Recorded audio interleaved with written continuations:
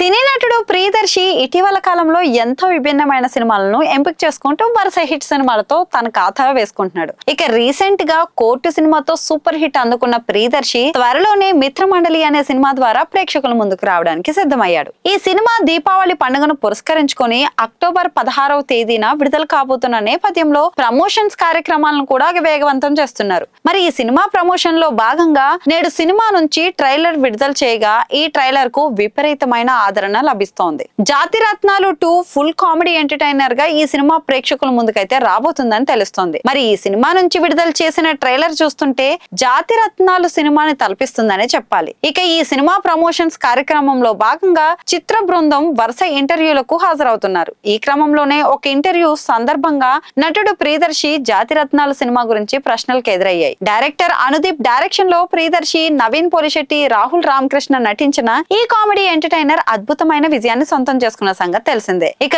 జాతిరత్నాలతో పోలిక లేదు. ఈ సినిమా 2 తెలుగు రాష్ట్రాల్లో మాత్రమే కాకుండా ఓవర్సీస్ లో కూడా అదే స్థాయిలో ఆదరణ సొంతం చేసుకుంది. మరి ఈ సందర్భంగా ప్రియదర్శి మాట్లాడుతూ అప్పుడు ప్రేక్షకుల ముందుకు వచ్చిన జాతిరత్నాలు సినిమా ప్రేక్షకులందరినీ బాగా కనెక్ట్ అయిందని తెలిపారు. అయితే రాబోయే మిత్రమండలి సినిమా కూడా అదే విధంగా ప్రేక్షకులను ఆకట్టుకుంటుందని, అయితే ఆ సినిమాకు ఈ సినిమాకు ఏమాత్రం పోలిక ఉండదని తెలిపారు. ఇక జాతిరత్నాలు 2 సినిమా గురించి కూడా ప్రస్తావన రావడంతో ఇప్పుడు కనుక జాతిరత్నాలు సీక్వెల్ చేస్తే నేను మాత్రం ఈ సినిమాలో అస్సలు నటించను అంటూ ప్రియదర్శి షాకింగ్ ట్విస్ట్ అయితే ఇచ్చారు. కామెడీ ఎంటర్టైనర్ గా మిత్రమండలి, జాతిరత్నాలు లాంటి ఒక క్లాసిక్ సినిమాని ఇప్పుడు చేయొచ్చేమో కానీ నేను మాత్రం అస్సలు నటించను అంటూ ఈ సందర్భంగా ప్రియదర్శి చేసిన వ్యాఖ్యలు వైరల్ అవుతున్నాయి. ఇక మిత్రమండలి సినిమా విషయానికి వస్తే విజయేందర్ దర్శకత్వంలో బీవీ వర్క్స్ బ్యానర్ పై బన్నీవాసు తొలి సినిమాగా ఈ చిత్రాన్ని ప్రేక్షకుల ముందుకు తీసుకురాబోతున్నారు. ఇక ఈ చిత్రంలో ప్రియదర్శి, నిహారిక ఎన్ఎం ప్రధాన పాత్రలో నటించగా సత్య, వెన్నెల కిషోర్, విష్ణు ఓయ్,